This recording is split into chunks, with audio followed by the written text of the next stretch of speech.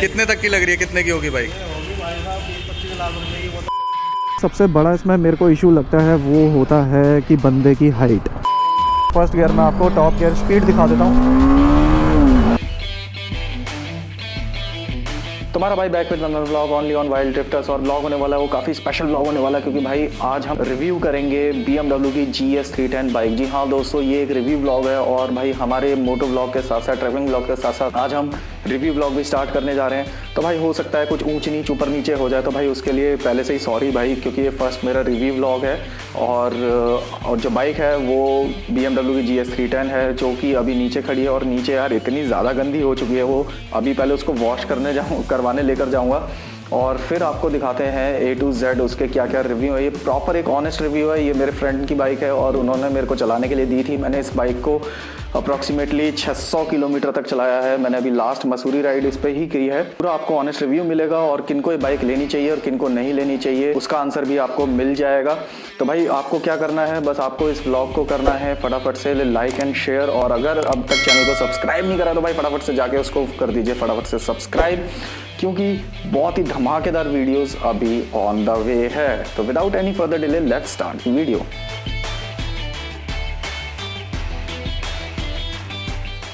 Bike कितनी गंदी हो रही है आगे से, और ये देखो भाई पूरे पे कीचड़ जम रहा है। और अभी चलते हैं फटाफट वॉशिंग करवाते हैं और फिर आपको दिखाते हैं कि जब बाइक चमक जाती है उसके बाद कैसी लगती है BMW।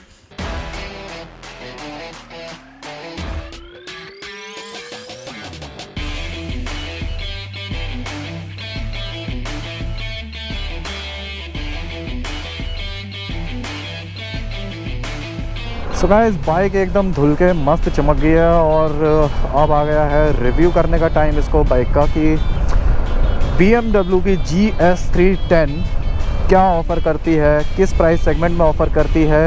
एक ट्रू ऑनेस्ट रिव्यू मैं इसको दूंगा कि क्या आपको ये बाइक लेनी चाहिए या नहीं लेनी चाहिए, और किन को अगर लेनी है तो किन को लेनी चाहिए, किन को नहीं लेनी चाहिए, और रिएक्शंस क्या रहते हैं वो भी मैं आपको बताऊँगा। तो भाई बिना किसी देरी के व्लॉग को करते हैं फटाफट से स्टार्ट। जो पहला इसका पॉइंट है, हम बात करेंगे इसके स्पेक्स की। मैं स्पेक्स की इसके ज़्यादा टेक्निकली बात नहीं करूँगा, आप स्क्रीन पॉज करके सारे स्पेसिफिकेशन आप पढ़ सकते हैं, खुद ही आपको पता लग जाएगा। क्योंकि मैं जो आपको ये रिव्यू देने वाला हूँ वो बिल्कुल ट्रू रिव्यू दूंगा कि भाई क्या है इसमें क्या नहीं है। नंबर्स पे ना जाके आपको सीधा बात करेंगे, ठीक है। तो भाई फर्स्ट ऑफ ऑल इसकी हम बात करते हैं। स्पेक्स आपने पढ़ लिए होंगे क्या है क्या नहीं है। इसमें हमारे पास BMW की GS 310 में मिलता है 310 सीसी का इंजन। तो भाई 310 सीसी का इंजन मिलता है तो इसका मतलब क्या होगा कि भाई देखो पावर तो इसमें ज़्यादा नहीं है, जो बात है सो है।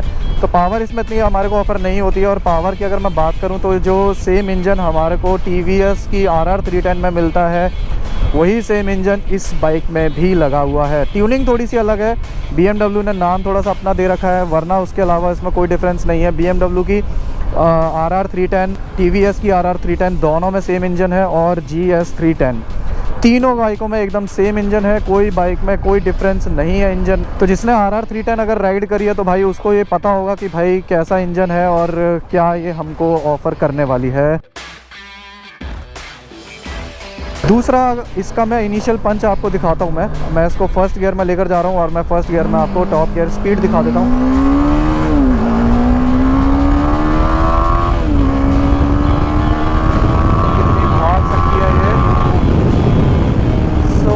तीसरे गियर में ये गई है 103 की स्पीड पे।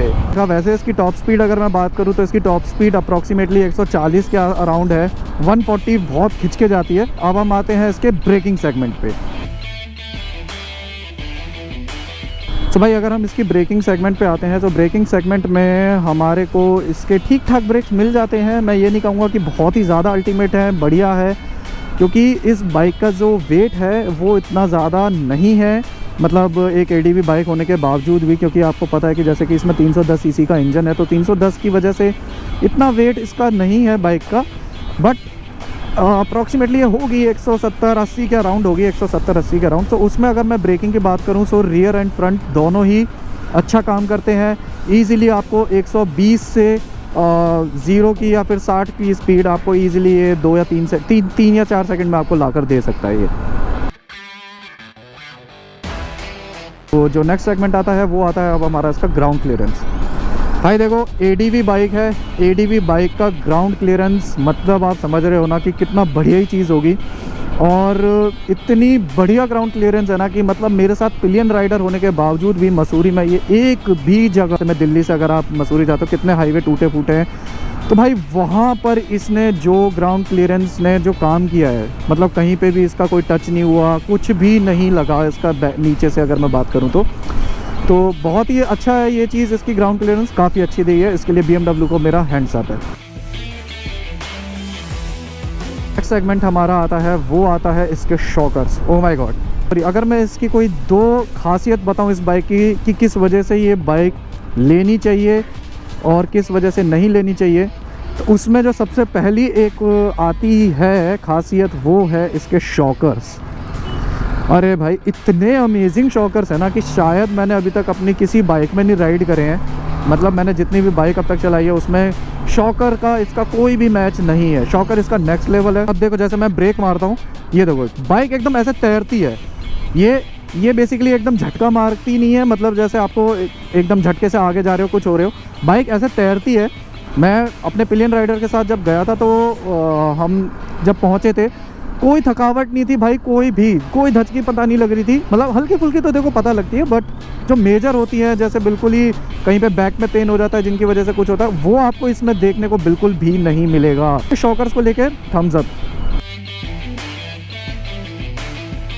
अब हम बात करते हैं इसके कंफर्ट की, राइडिंग पोस्चर की। तो भाई वो भी इसका BMW का नेक्स्ट लेवल है, बहुत थम्स अप है उसके लिए भी, क्योंकि इससे ज़्यादा कंफर्टेबल पोस्चर मैंने अपनी मतलब अभी तक मैंने ADV बाइक्स इतनी राइड नहीं करी है, मैं फ़र्स्ट राइड कर रहा हूँ मैं, बट मैंने इसका जो पोस्चर अभी तक देखा है, मैंने एक हिमालयन भी राइड करी थी, बट हिमालयन का पोस्चर और इसका पोस्चर में ज़मीन आसमान का फ़र्क है भाई। हिमालयन के पोस्चर में थोड़ा सा मेरे को लैक हो रहा था, ऐसा कंफर्टेबल नहीं लग रही थी वो जितनी ये लग रही है।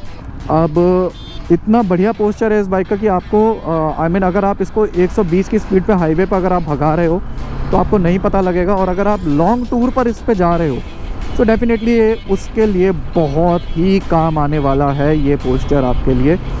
बस थोड़ा सा आपको हाईवे पे जो मिस लगेगा वो लगेगा, आपकी स्पीड वो पकड़ नहीं पाएगी वो, क्योंकि मैं आम अ सुपर बाइक राइडर, तो उसकी वजह से ना थोड़ा सा ऑड लगता है कि उस स्पीड पे चलना।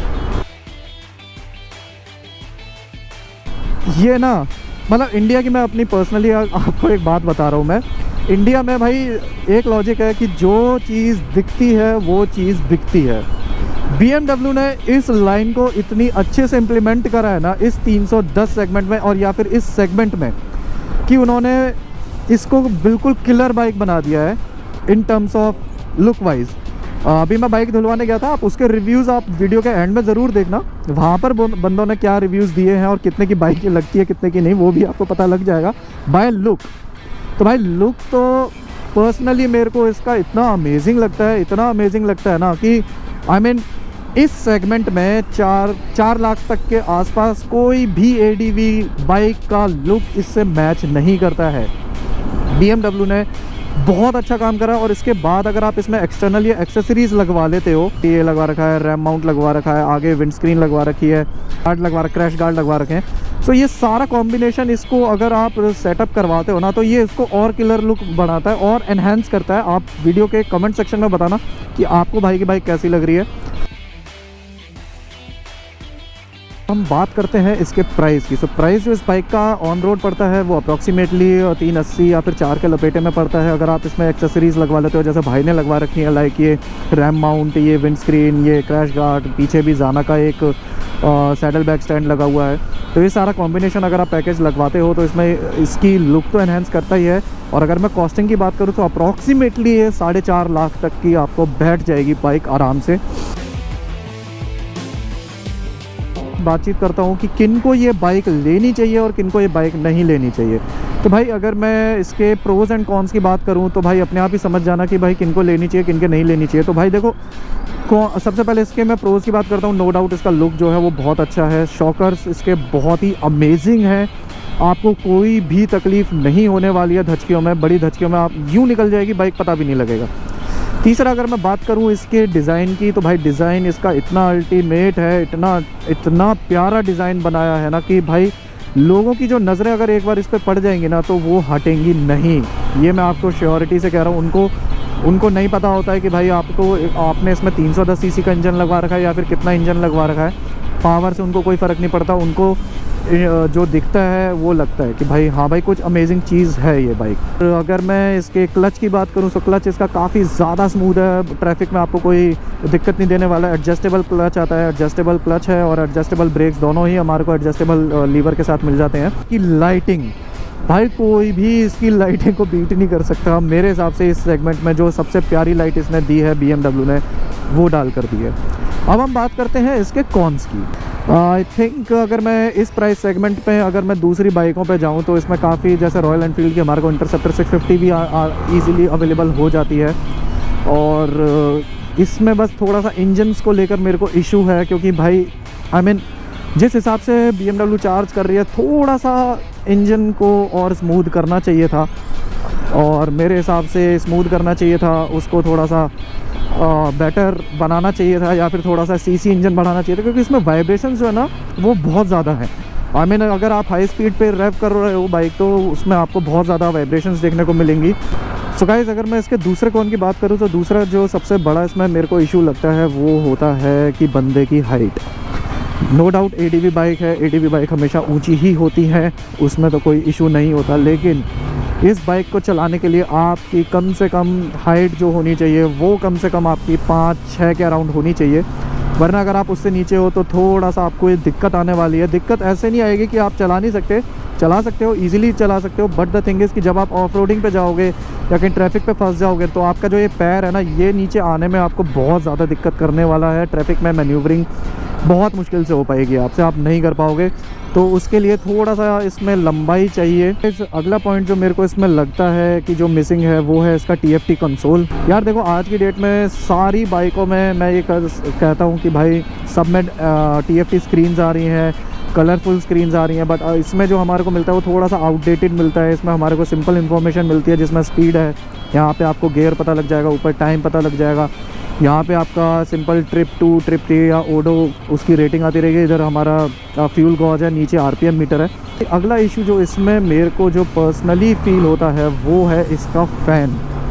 भाई अगर आप जाम में खड़े हो ना तो इसका फ़ैन इतना लाउड है ना, इतना लाउड है कि ऐसा लगता है कि भाई BMW की बाइक होने के बाद इतनी आवाज़ कर रही है बाइक, तो वो बहुत ज़्यादा इरिटेटिंग हो जाता है यार। एक बार कानों में ना ऐसा लगता है कि जैसे कोई कमरे में पंखा चला रखा हो, बहुत ज़्यादा आपको फील होने वाला है अगर आप ये बाइक लेते हो। जो इसका अगला जो पॉइंट आता है वो आता है इसका गियर्स। अब मुझे नहीं पता कि इसके गियर्स RR 310 में भी ऐसे हैं या फिर BMW की RR 310 जो है TVS की उसमें भी ऐसे है, I am not sure. But इस बाइक के जो गियर्स हैं वो इतने ज़्यादा टाइट हैं, इतने ज़्यादा टाइट हैं कि मैं मसूरी गया था और मेरा जो अंगूठा है वो स्वेल हो गया था। इतने टाइट गियर्स है ना कि अगर आप जाम में फंसे हो तो भाई आपको गियर्स बार बार उतारने में और चढ़ाने में बहुत दिक्कत आने वाली है, और अलग से बहुत ज़ोरों की आवाज़ भी करते हैं, बहुत प्रेशर लगाना पड़ता है गियर्स को लेकर। तो ये थोड़ा सा एक इसमें मेरे को बहुत ही ज़्यादा मेजर इशू लगा। तो ये थे कुछ इसके कॉन्स, प्रोज, इसके रिव्यूज़। सो कैसे लगे आप कमेंट सेक्शन में बताना भाई कि आपको ये जो BMW के जो रिव्यूज़ हैं क्या ऑनेस्टली लगे, और अगर मेरे से कुछ छूट गया है या आपके कोई सवाल है तो भाई उसको ज़रूर कमेंट सेक्शन में बताएं। मैं जल्दी से जल्दी हो सके तो मैं रिप्लाई करने की कोशिश करूँगा। फटाफट से जाकर चैनल को सब्सक्राइब कर देना है बिना किसी देरी के, और लाइक कर देनी है वीडियो, और फटाफट से वीडियो को भी शेयर कर देना है। तो भाई मिलते हैं फिर सीधा नेक्स्ट व्लॉग में, तब तक आप इंजॉय करो रिव्यूज़ जो कि मेरे को बाइक धुलवाते टाइम बंदों ने दिए थे, या फिर कैसा रिएक्शन उनका था इस बाइक को लेकर। और मिलते हैं फिर सीधा नेक्स्ट व्लॉग में, तब तक के लिए bye bye, tata, see you in the next vlog. Bike colour लग रही है, कलर हाँ ऐसा लग रहा है कोई हिरन चल रहा है, बढ़िया ज़्यादा हिरन भागता है ना, वैसे ही बाइक भागने वाली है। कितने तक की लग रही है, कितने की होगी बाइक? होगी बाइक 20-25 लाख रुपये की। वो तो नहीं नहीं, बहुत ज़्यादा बोल दिया। तो भैया आपको ये बाइक कैसी लग रही है वैसे? मतलब क्या अच्छा लग रहा है इसमें सबसे बढ़िया? स्पोर्टी लुक है, मतलब लुक वाइज, और इंडिया में जो चीज़ दिखती है वो बिकती है, सही बात है। बड़े भाई कैसी लग रही है बाइक?